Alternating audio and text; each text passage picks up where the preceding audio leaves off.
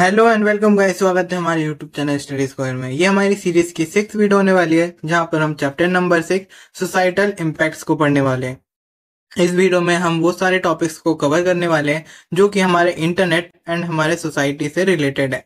For an example, हम अपना take का अपने सोसाइटी में कैसे इस्तेमाल करते हैं, उनसे रिलेटेड क्या क्या क्राइम्स होते हैं एंड ऑल। तो चलिए इस चैप्टर को स्टार्ट करते हैं। फर्स्ट आता है हमारा introduction to digital transformation of society. इसमें ये कहा गया है कि हमारा जितना टेक डेवलप हुआ है उसके इस्तेमाल से सोसाइटी में क्या इम्पैक्ट आया है। आप यहाँ पर देख सकते हो, digital tools like computers, internet, smartphones has revolutionized communication, banking, business, travel, shopping, education and entertainment. मतलब जैसे जैसे हमारा डेवलपमेंट हुआ है computer, internet, smartphones and other gadgets का, हमारा कम्युनिकेशन डेवलप हुआ है, अच्छा हुआ है, और बैंकिंग, ट्रैवलिंग, शॉपिंग या बिजनेस ही मान लो, सब कुछ ही इनहेंस्ड हुआ है। और एजुकेशन एंड इंटरनेट भी बहुत हद तक ईजी हुआ है, क्योंकि पहले क्या होता था, हमारे जो रिमोट एरियाज है वहां पर एजुकेशन नहीं हुआ करती थी, लेकिन आजकल का जो ऑनलाइन सिस्टम आया है उसके हेल्प से हम रिमोट एरिया में भी एजुकेशन प्रोवाइड कर पाते हैं। तो एजुकेशन तो बहुत हद तक हुआ है इनहेंस, बाकी सब भी हुआ है। And second point, everything is faster, more efficient and connected. हाँ जी, आप इसको खुद से भी रिलेट कर पाओगे कि हर एक चीज अब फास्टर हो गई है, कन्वीनियंट हो गई है और एक दूसरे से कनेक्टेड हो गई है।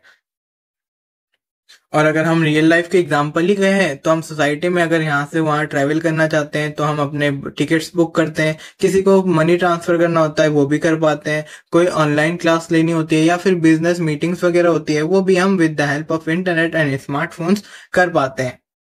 लेकिन यहाँ पर एक इशू क्रिएट होती है इसी वजह से कि हम ज़्यादा इंटरनेट और स्मार्टफोन्स का इस्तेमाल करते हैं, तो हमारा जो डेटा है जो कि पर सेकंड बढ़ता ही जा रहा है, उसको मैनेज करना बहुत ही मुश्किल हो जाता है।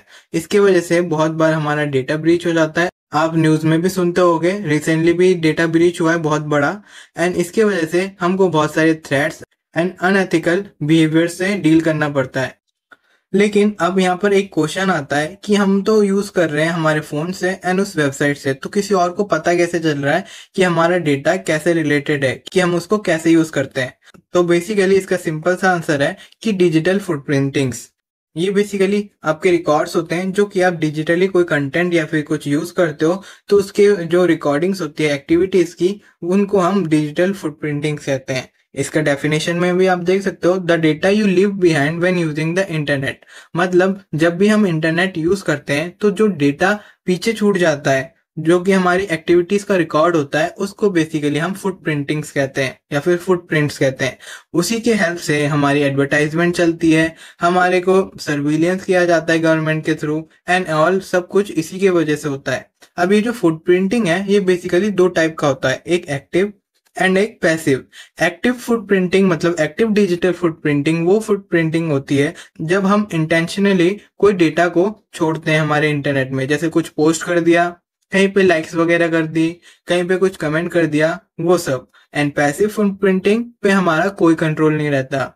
ये भी जब भी हम वेबसाइट में सर्फ करते हैं तो जो डेटा है वो वेबसाइट से लिंक्ड हो जाता है और वो वेबसाइट के सर्वर में ही स्टोर हो जाता है, उसका हमारे ऊपर कोई कंट्रोल नहीं रहता। फिर वो मनचाहा अनुसार वो जो भी पर्टिकुलर वेबसाइट की कंपनी होगी वो इस्तेमाल कर पाती है, तो उसको पैसिव फुट प्रिंटिंग कहेंगे। और एक इन शॉर्ट में अगर बोल दूं, ये वो फुट प्रिंटिंग्स होती है जो हमारे इजाजत के बिना, हमारे नॉलेज के बिना कलेक्ट की जाती है किसी और के द्वारा। ये बेसिकली हमारे जो गैजेट्स हैं उनमें कलेक्ट होते ही नहीं है। बेसिकली दोनों ही हिस्ट्री है, ब्राउजिंग हिस्ट्री है, ऐसे आप समझ सकते हो। एंड इनके की फैक्ट्स में अगर देखोगे, websites, app, browser store activities, ये तो आप जानते ही होगे। गूगल में हमने क्या सर्च किया वो हिस्ट्री रिकॉर्ड में आता है, हम फेसबुक में किसको लाइक कमेंट शेयर कर रहे हैं वो भी रिकॉर्डिंग होती है।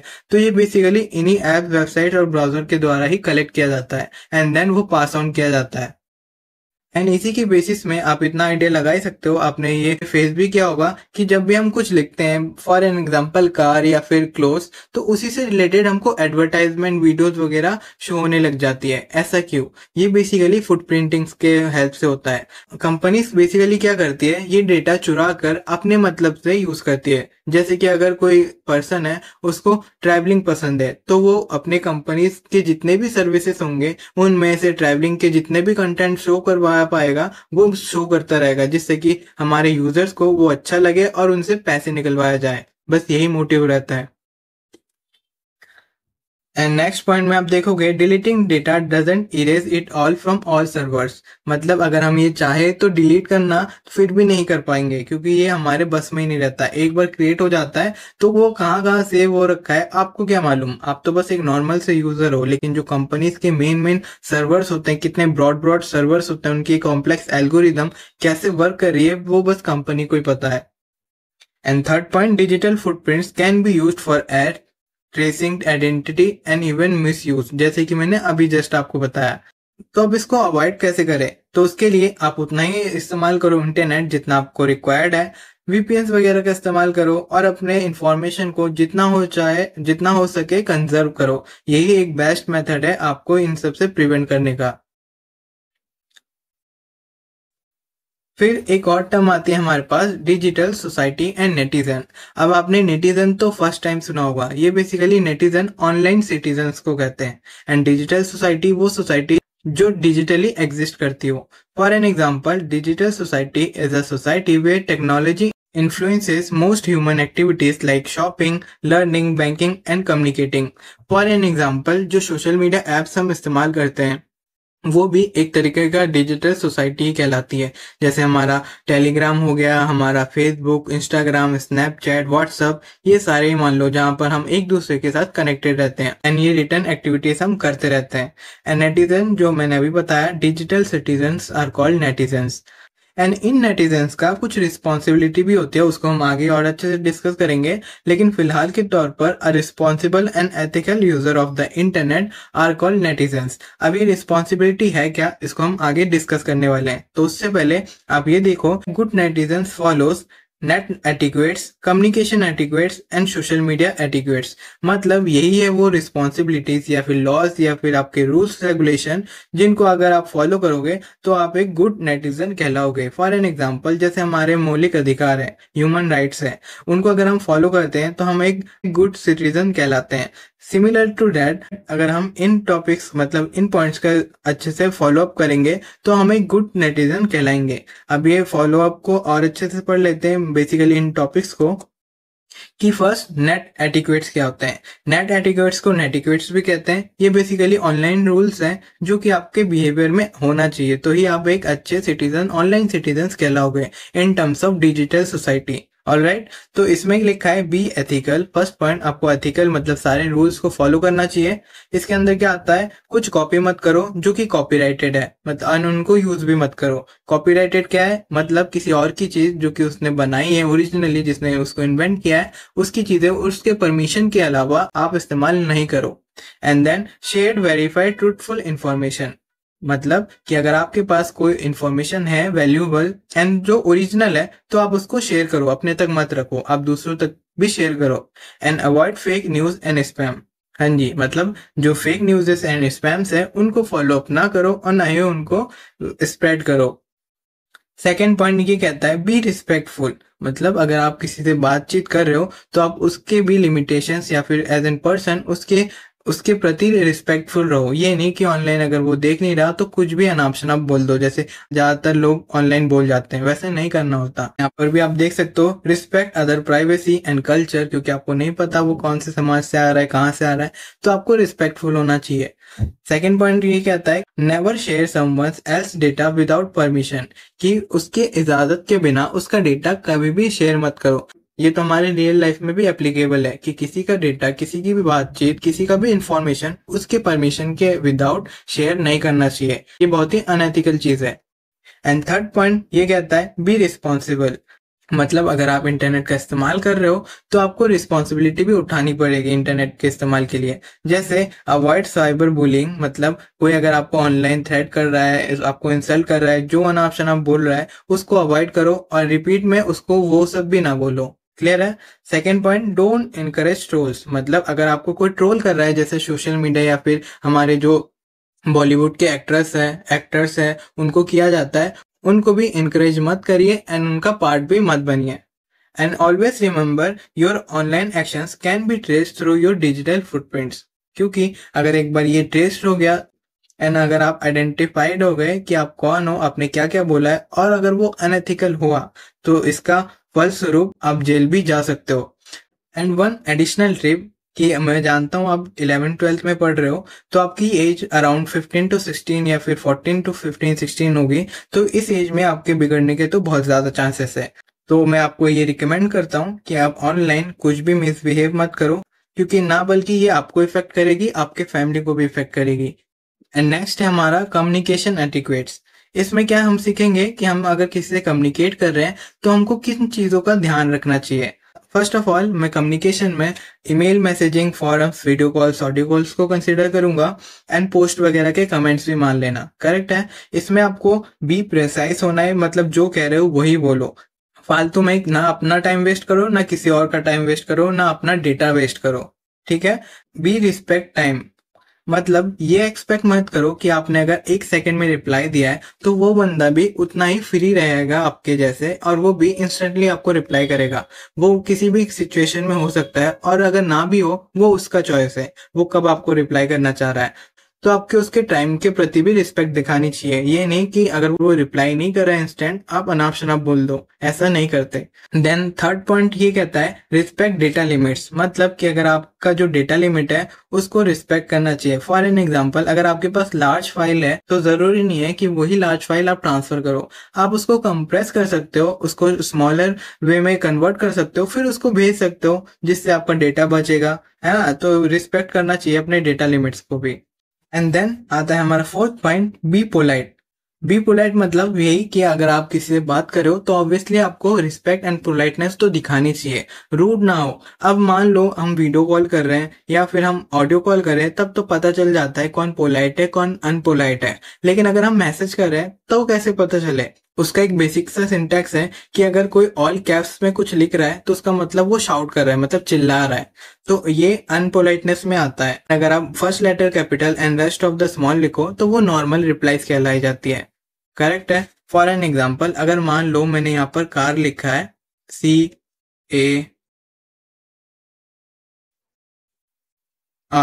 तो यहाँ पर मैंने ऑल कैप्स में लिखा है, तो मतलब इसको मैं चिल्ला चिल्ला के आप तक पहुंचाना चाहता हूँ। लेकिन वहीं पे मैं अगर CAR ऐसे लिखता तो ये मेरा polite way of sending message होता, and this is not the polite way of sending message. Clear है। आई होप अब तो आपको आइडिया लग गया होगा।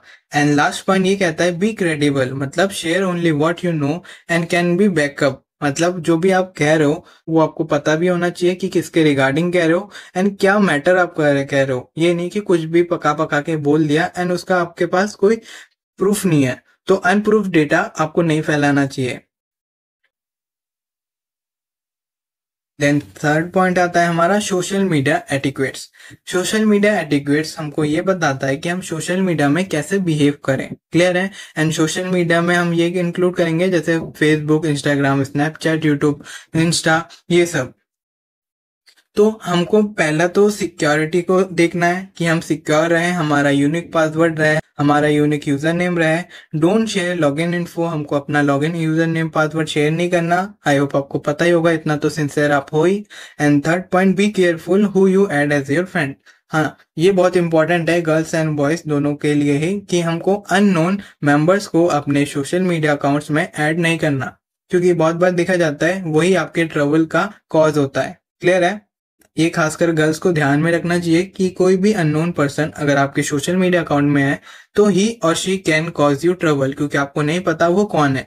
तो अगर कोई डेटा लीक भी होता है, आपका डेटा अगर मॉडिफाइड होकर लीक भी होता है, तो आप आइडेंटिफाई नहीं कर पाओगे वो किसके द्वारा लीक हो रहा है। फॉलोअर्स के चक्कर में मत पड़ो, अपने सिक्योरिटी को मेन प्रायोरिटी दो, क्योंकि फॉलोअर्स के चक्कर में तुम सब ऐसे ऐसे एक्टिविटीज करते हो जो कि ज्यादातर अनएथिकल वे में ही आते हैं। तो इतना ध्यान रखो। एज एन IT टीचर ये मेरी रिस्पॉन्सिबिलिटी है कि क्या ऑनलाइन करना चाहिए क्या नहीं करना चाहिए आपको बताना, जिससे कि आप सिक्योर रहो और दूसरों को भी ट्रबल ना करो, और अगर दूसरे कर रहे हैं तो उससे कैसे बचें, इनसे रिगार्डिंग इन्फॉर्मेशन आप तक पहुंचाना।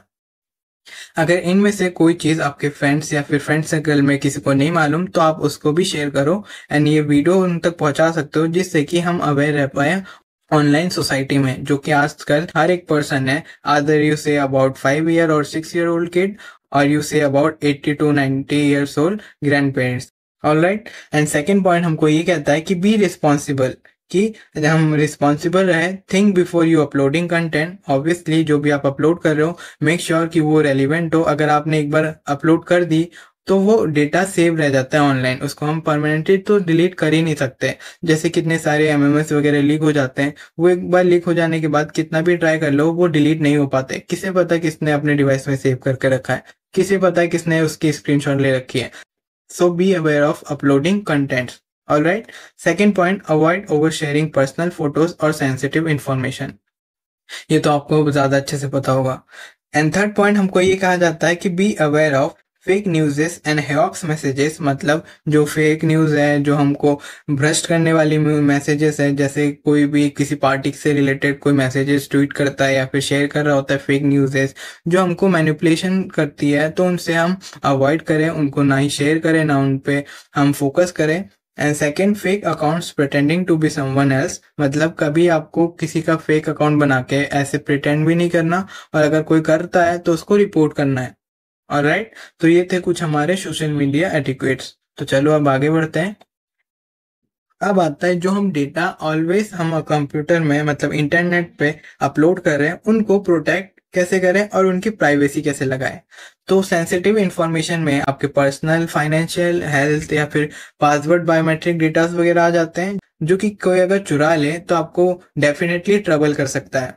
ठीक है, तो इसके लिए हाउ टू प्रोटेक्ट, एक प्रोटेक्शन ये है कि आप उसको एनक्रिप्ट कर दो। दूसरा प्रोटेक्शन ये है कि आप उसको ऑथेंटिकेशन में डाल दो, मतलब ज्यादा ऑथेंटिकेट कर दो, जैसे लॉक्स वगैरह लगा के।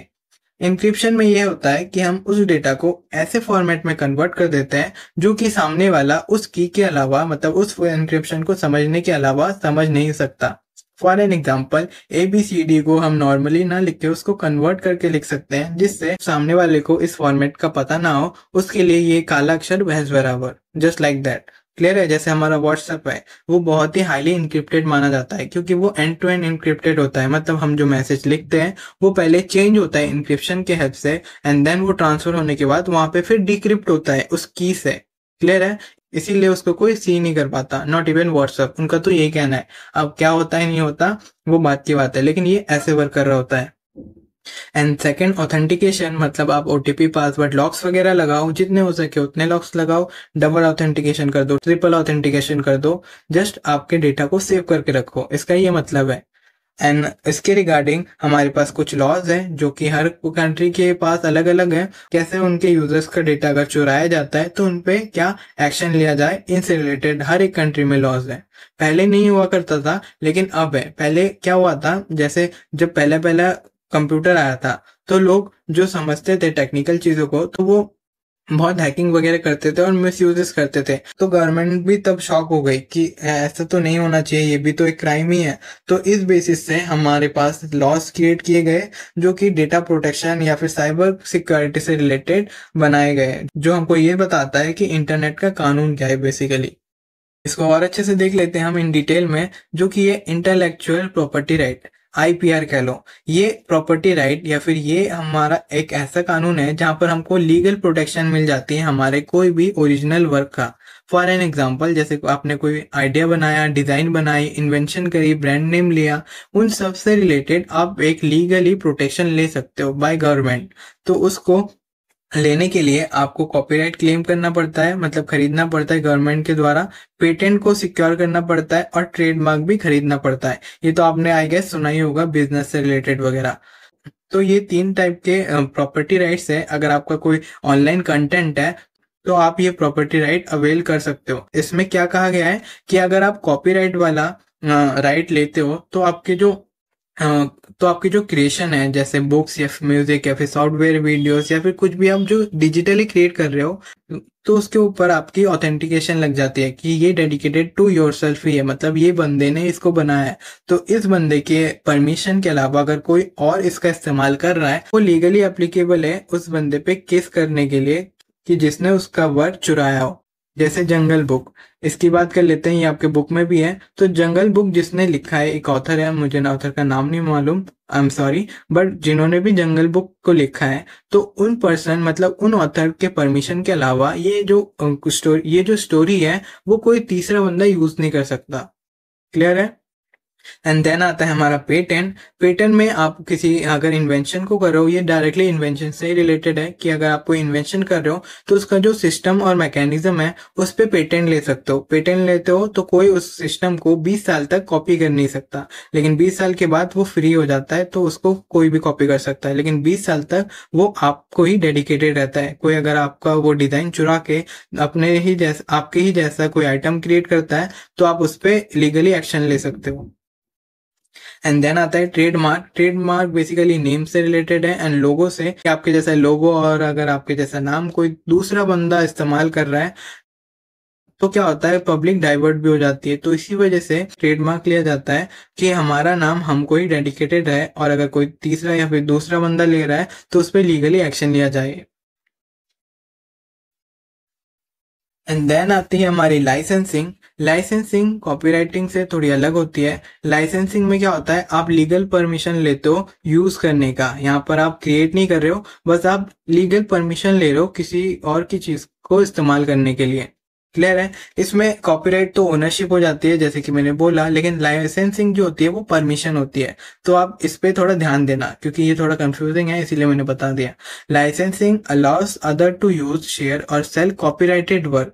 क्लियर है? अगर आपको लाइसेंस मिल गया कि आप उस काम को इस्तेमाल कर सकते हो, शेयर कर सकते हो, बेच सकते हो, तो आप कर सकते हो। अगर लाइसेंस नहीं हुआ तो आप ये एक्टिविटी नहीं कर सकते।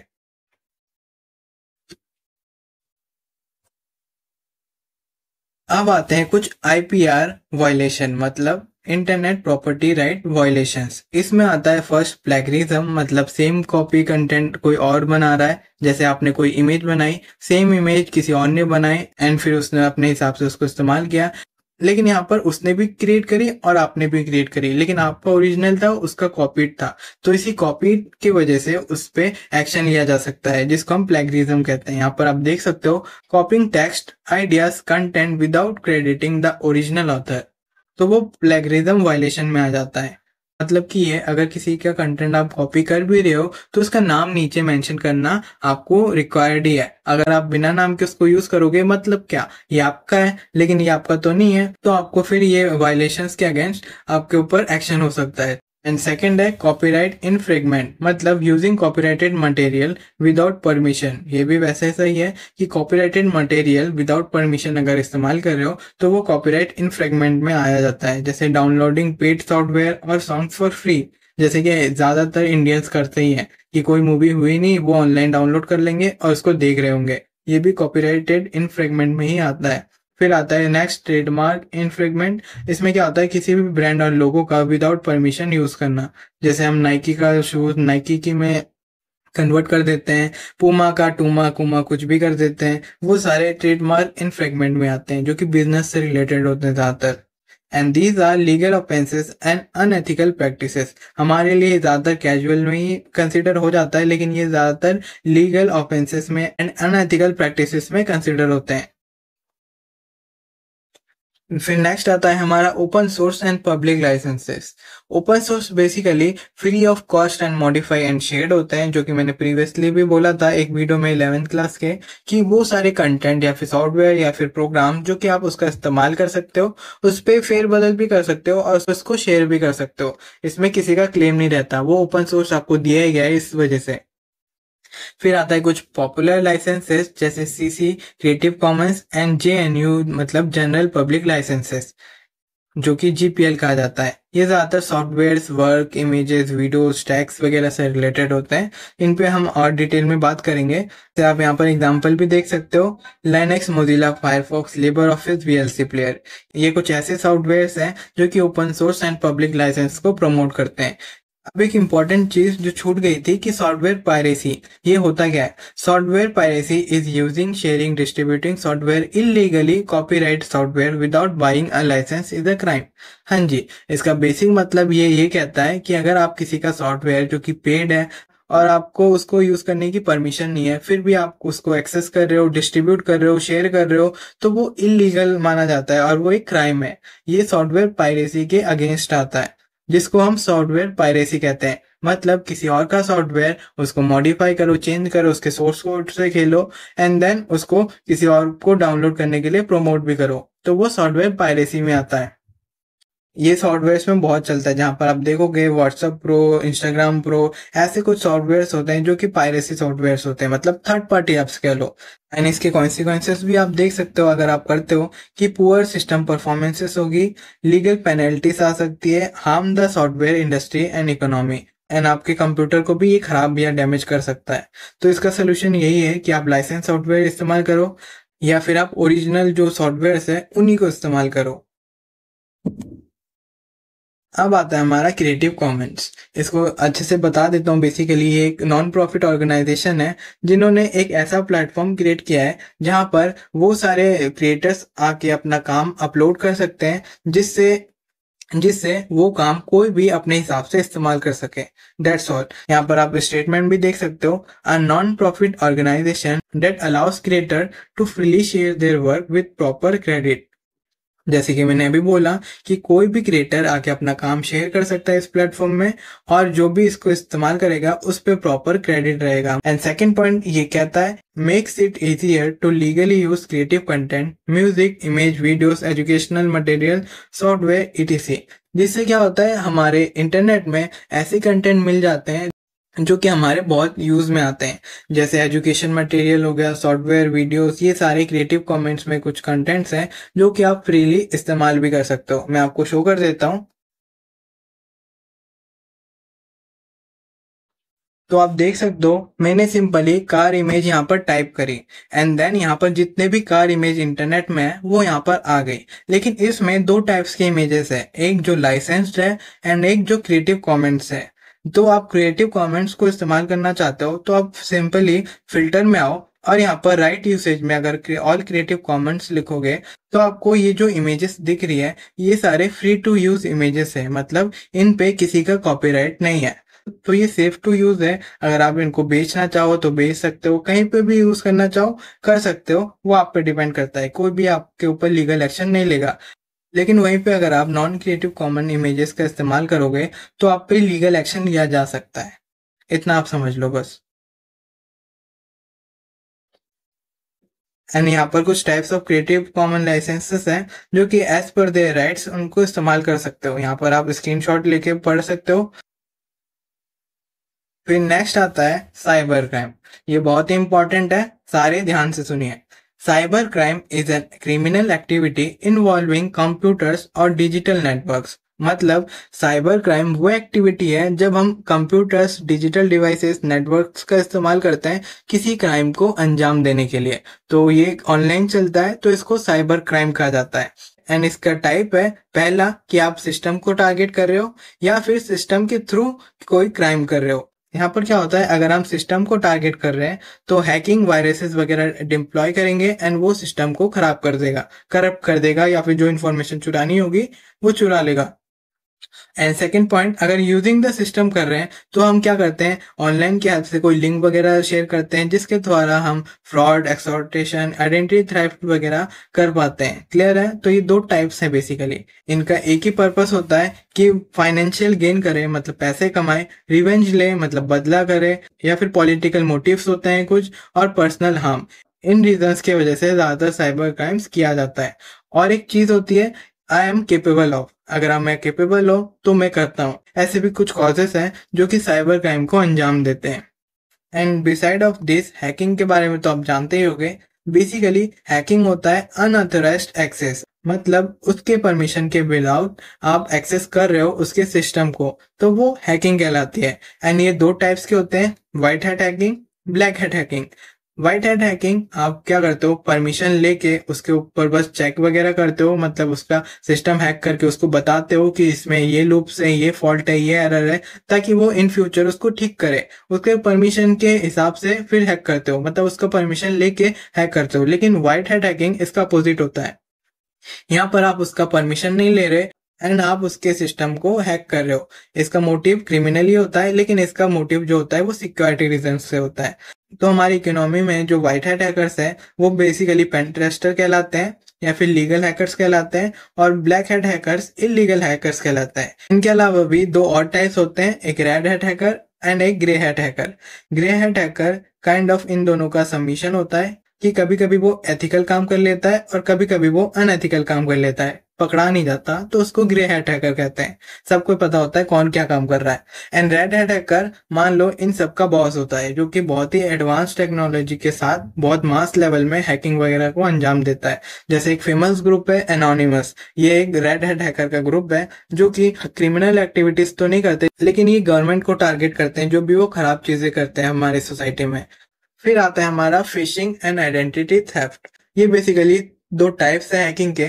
फिशिंग क्या होता है, बेसिकली आप ट्रिक करते हो एंड उसकी डिटेल्स वगैरह चुरा लेते हो। यहाँ पर आप देख सकते हो, fake emails website trick you into sharing personal detail often appears like genuine service या फिर सोर्सेस। मतलब की है कि ये कुछ ऐसी टेक्निक्स है जो कि क्या करती है, ऐसा प्रिटेंड करती है कि वही आप का मेन या फिर ओरिजिनल यूजर या फिर वेबसाइट है, फिर आप उस पे जैसे अपने क्रेडेंशियल डालते हो वो चुरा लिया जाता है। And second point, identity theft. जब आप उसके अंदर अपने क्रेडेंशियल या फिर इंफॉर्मेशन डालते हो तो आपकी आइडेंटिटी थेफ्ट हो जाती है। फिर उस इंफॉर्मेशन से वो आपके बैंक अकाउंट्स या फिर आपके नाम से कमिट फ्रॉड कर सकते हैं, इलीगली आपके मेडिकल रिकॉर्ड को एक्सेस कर सकते हैं, या फिर कोई भी एक्टिविटी वो परफॉर्म करके आपका नाम दे सकते हैं। मतलब काम वो करेंगे, बिल आप पे फटेगा, काइंड ऑफ ऐसे। फिर आता है एक दूसरे तरीके का हैकिंग अटैक जो कि है रैंसमवेयर। इसमें क्या होता है, आपका डिवाइस पहले हैक होता है, फिर आपके डिवाइस में जो भी डेटा होते हैं उसको लॉक किया जाता है। फिर ये आपको टाइम देता है कि इस टाइम के अंदर अगर आप पैसे भरोगे तो ही आपका डेटा आपको वापस मिलेगा, अदरवाइज वो उसको करप्ट कर देगा या फिर डिलीट कर देगा। तो इस केसेस में एक तो आपके पास टाइम बाउंडेशन होती है और दूसरा आपका डेटा भी अनयूज्ड हो जाता है। क्लियर है? ये ज्यादातर पायरेटेड सॉफ्टवेयर या फिर ईमेल स्पैमिंग या फिर फिशिंग वगैरह से ही पॉसिबल हो पाता है। जब आप गलत सलत कोई भी लिंक में क्लिक करते हो तभी ये वायरसेस या फिर रैंसमवेयर वायरसेस आपके कंप्यूटर में इंजेक्ट होने के बाद अपना टास्क कर पाते हैं। प्रिवेंशन की बात करें तो आप अननोन अटैचमेंट या फिर लिंक्स को ओपन ही मत करो। सॉफ्टवेयर जैसे एंटीवायरसेस को उनको रन करो और आपका जो डेटा है उसको बैकअप में रखो रेगुलरली, तो उससे आपका डेटा सेव रहेगा। तो रैंसमवेयर का क्या ही काम, वो आए डेटा चुरा ले या फिर करप्ट कर ले, क्या ही मतलब होता है। हमारे पास तो डेटा बैकअप में है तो हम दोबारा डाउनलोड कर सकते हैं। तो ये ऐसे वर्क करता है। एंड देन ओवरऑल हम बात कर लेते हैं how to prevent cyber crime. Best practices यही है कि आप रेगुलर बैकअप रखो, जैसे कि हमारा फर्स्ट पॉइंट कहता है। दूसरा, अपडेट एंटीवायरसेस को इंस्टॉल करके रखो। डाउनलोड फ्रॉम HTTPS वेबसाइट, जैसे कि हमने प्रीवियस वीडियो में HTTPS FTP क्या होता है इनके बारे में पढ़ा था। तो basically HTTPS secure HTTP protocol होता है जिसके ऊपर वेबसाइट्स जो जेन्युइन वेबसाइट्स होते हैं वो रन हो रही होती है। तो आप इन्हीं वेबसाइट को सर्फ करो। दूसरा, अवॉइड पायरेटेड और क्रैक्ड सॉफ्टवेयर। हाँ जी, कूल बनने के चक्कर में, ज्यादा एडवांटेजेस या फिर फीचर्स के चक्कर में पायरेटेड सॉफ्टवेयर को डाउनलोड मत करो। थोड़ा पैसा लगे तो कोई बात नहीं, उन सॉफ्टवेयर्स को खरीदो और ओरिजिनली इस्तेमाल करो। Strong password and unique password का इस्तेमाल करिए एंड इसको चेंज भी करिए regularly. And private incognito mode on public devices में इस्तेमाल करो, जिससे अगर आप पब्लिक वाईफाई का इस्तेमाल कर भी रहे हो और उसमें अगर कुछ आप क्रेडेंशियल डाल भी रहे हो तो वो चुराया नहीं जा पाएगा। And second last point, two factor authentication का इस्तेमाल करिए। आप जानते ही हो ये आजकल हर एक डिवाइसेस में आती है। टू फैक्टर ऑथेंटिकेशन एक्टिव करो, जिससे आपका डेटा जो होता है वो 2 लेयर लॉकिंग में लॉक हो जाता है। एंड लास्ट पॉइंट कि अगर आप बैंक क्रेडेंशियल कहीं प्लेटफॉर्म में, शॉपिंग वगैरह में या फिर किसी भी रीजन से शेयर कर रहे हो ऑनलाइन, तो ट्रस्टेड प्लेटफॉर्म्स में ही करो, अदरवाइज मत करो। तो ये तो हो गई पर्सनल चीजें, लेकिन गवर्नमेंट क्या कर रहा है जिससे साइबर क्राइम्स रुक पा रही है। तो बेसिकली साइबर क्राइम रोकने के लिए गवर्नमेंट ने IT लॉ को इन्वेंट किया है, मतलब IT एक्ट को पास किया है जो कि 2000 में आया था। इसका पर्पस ये था कि लीगल फ्रेमवर्क क्रिएट किया जाए online transaction record and digital signatures से रिलेटेड, जो कि साइबर क्राइम को रिकॉग्नाइज करेगी एंड प्रोवाइड पेनल्टीज। मतलब अगर कोई क्राइम कर रहा है, साइबर क्राइम कर रहा है, तो उसको चार्ज दिया जाएगा, मतलब पेनल्टीज पड़ेगी उस पर, तब उस पर अकल आएगी, काइंड ऑफ ऐसे। एंड इसका प्रोविजन में legal status for electronic record, define cyber crimes, set up cyber appellate tribunal, empower government digital department for digital governance. मतलब कि टोटली डिजिटल हार्डवेयर से लेके सॉफ्टवेयर तक या फिर सर्विसेज तक सारा जो प्रोविजन है उसको ध्यान में रखकर ये एक्ट बनाई गई थी। क्योंकि पहले क्या था, कोई लॉ नहीं थी, तो जो भी हैकिंग वगैरह करते थे तो उन पे कोई एक्शन नहीं लिया जाता था। लेकिन जैसे ही हमारे को इंडियन आईटी एक्ट दिया गया तो हम उसके ऊपर एक्शन ले सकते हैं और उसको जेल या फिर पेनल्टी भी दे सकते हैं। क्लियर है? और ये हैंडल होता है with the help of cyber cells. इसीलिए आप देखोगे बहुत सारे पुलिस स्टेशन में पुलिस के साथ साथ साइबर सेल्स की भी एक ग्रुप होती है जो कि साइबर सर्विलेंस करती है। आपने मूवीज वगैरह में भी बहुत देखा होगा।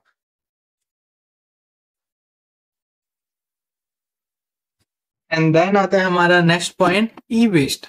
ई वेस्ट बेसिकली इलेक्ट्रॉनिक वेस्ट को कहा जाता है जो कि इलेक्ट्रॉनिक कंपोनेंट से निकलता है। जैसे कंप्यूटर खरीदा, फोन खरीदा, प्रिंटर वगैरह खरीदा, रेडियो वगैरह खरीदा, और जब वो यूज के काबिल नहीं रहता है, मतलब अनयूज्ड हो जाता है, तब वो कहाँ जाता है? कबाड़ में। लेकिन कबाड़ में जाने के बाद वो क्या रीयूज होता है? क्या वो रिसाइकल होता है? वो नोस नहीं होता ज्यादातर। इसीलिए हमारे को एक सिचुएशन क्रिएट होती है जहां पर ई वेस्ट की क्वांटिटी डे बाय डे बढ़ती जा रही है, क्योंकि इसको हम रिसाइकल नहीं कर रहे। तो e waste directly related to electronic waste, जहां पर कंप्यूटर या फिर डिजिटल इलेक्ट्रॉनिक के हार्डवेयर कंपोनेंट की बात की जाती है जब वो अनयूज्ड हो जाते हैं। तो इसका प्रॉब्लम क्या है? बेसिकली फास्टर ग्रोइंग की वजह से, मतलब जैसे जैसे डेवलपमेंट हो रही है वैसे वैसे हम इलेक्ट्रॉनिक गैजेट्स को खरीदते जा रहे हैं एंड इनका इन्वेंशन करते जा रहे हैं, और पीछे बचता जा रहा है इनका वेस्ट मटेरियल। तो क्या हो गया? ये अनयूज्ड हो गया। अनयूज्ड ही तो है, कहीं पे पड़े रहने दो। लेकिन ऐसा नहीं है, जो भी मटेरियल इसको बनाने में इस्तेमाल होती है उससे बहुत सारे टॉक्सिक मटेरियल या फिर गैसेस रिलीज होती है जो कि हमारे हेल्थ को, हमारे इन्वायरमेंट को हार्म करती है। इसको और अच्छे से देख लेते हैं।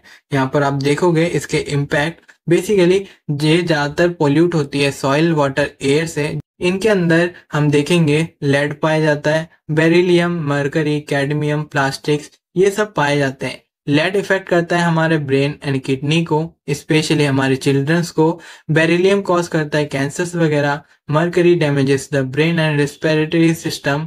Cadmium affects bones, liver, kidney also. And plastic disturbs hormone, immune system and so on.